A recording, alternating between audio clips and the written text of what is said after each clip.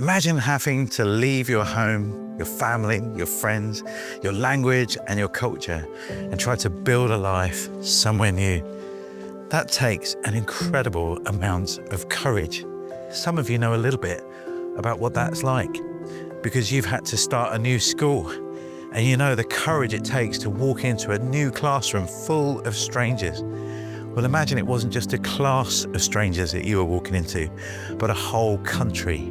That's what refugees around the world have to experience. And so we want to celebrate the courage it takes to be a refugee through the great big live assembly for World Refugee Week on June the 16th. You're going to be hearing inspiring stories that reset some of the conversation people are having about refugees, asylum and immigration.